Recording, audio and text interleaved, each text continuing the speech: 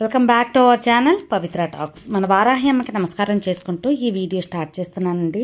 ఇక ఈరోజు వీడియోలో మనం చూడబోయేది ఏంటి అంటే, రేపు మే 12, 2025 సోమవారం మనకు పౌర్ణమి. చాలా విశేషమైన ఒక రోజు.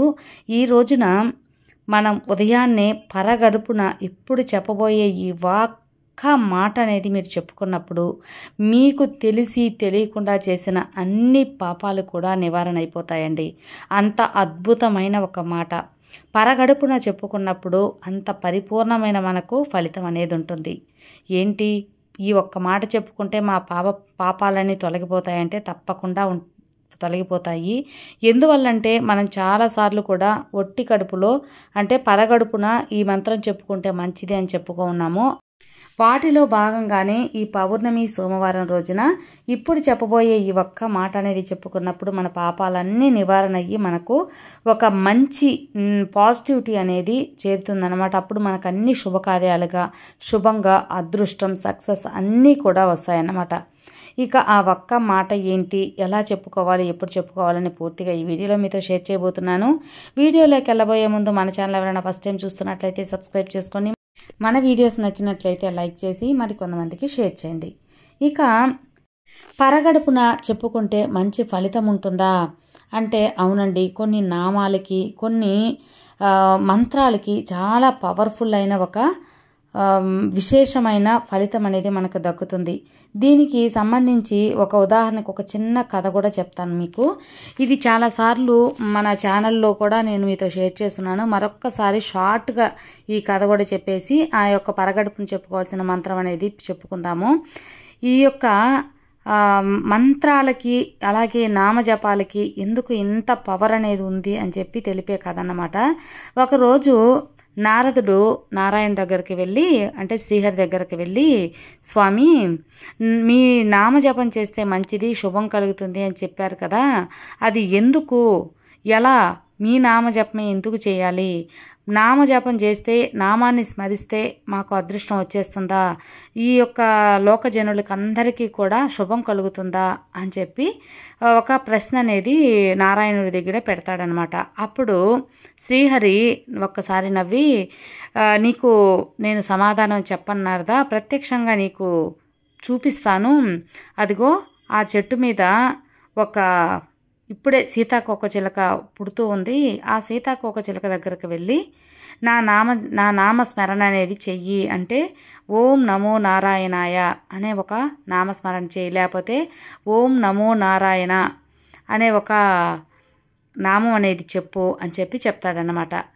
ఏమవుతుంది స్వామి అంటే నువ్వు చెప్పి చూడు అయ్యా అని చెప్తాడు శ్రీహరి. సరే, ఇంకా స్వామి మాట కాదనలేడు కదా, నేరుగా వెళ్ళి ఆ గొంగళి పురుగు దగ్గర అంటే సీతాకోకచిలుకగా మారుతున్న ఆ గొంగళి పురుగు దగ్గర వెళ్ళి నమో నారాయణాయ అని చెప్తాడనమాట. వెంటనే ఆ గొంగళి పురుగు చచ్చిపోతుంది. నారదుడికి వెంటనే ఆశ్చర్యం వేసి నేరుగా శ్రీహరి దగ్గరకు వచ్చి, స్వామి మీరు నారాయణ మంత్రం చెప్పగానే ఆ గొంగళి పురుగు చచ్చిపోయింది స్వామి అని చెప్పి చెప్తాడనమాట. అవునా, సరే, అదిగో ఆ చెట్టు మీద ఇప్పుడే ఒక పక్షి గుడ్డు అనేది గుడ్డు పగిలి పిల్లగా మారుతూ ఉంది, ఆ యొక్క పిల్ల దగ్గరికి వెళ్ళి నువ్వు నారాయణ మంత్రం చెప్పు అంటాడు. ఏంటి స్వామి అంటే నువ్వు వెళ్ళి చెప్పవయ్యా అనగానే నారదుడు వెళ్ళి ఆ పిట్ట అప్పుడే పిట్టగా మారుతున్న గుడ్డులో నుంచి పిట్టగా వచ్చిన ఆ యొక్క పిట్ట దగ్గరికి వెళ్ళి నారాయణ మంత్రం చెప్పగానే ఆ పిట్ట కూడా వెంటనే చనిపోతుంది. ఇక జరిగిన సంగతి శ్రీహరికి చెప్పగానే అయితే ఆఖరిసారిగా అక్కడ ఒక దూడ ఇప్పుడే జన్మించింది, ఆవు ప్రసవించి, ఆ దూడ దగ్గరికి వెళ్ళి నా మంత్రం చెప్పు, నా నామం చెప్పు అంటాడు. సరే, ఇంకేం చెప్తాం, స్వామి మాట కాదనలేడు. మరి వెళ్ళి ఆ యొక్క దూడ దగ్గర ఓం నమో నారాయణ అని చెవులో చెప్పగానే ఆ దూడ కూడా అక్కడికక్కడే మరణిస్తుంది. ఇంకా వెంటనే బాధ వచ్చేస్తుంది నారదుడికి.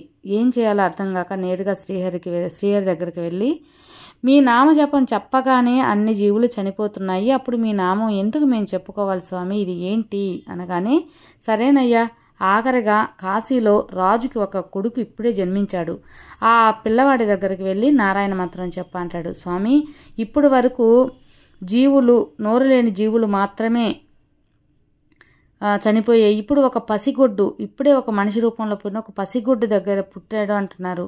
అక్కడికి వెళ్ళి చెప్పమంటున్నారు. ఏంటి స్వామి అని చెప్పి అనగానే వెళ్ళి చెప్పాల్సిందే అని పట్టుపడతాడు శ్రీహరి.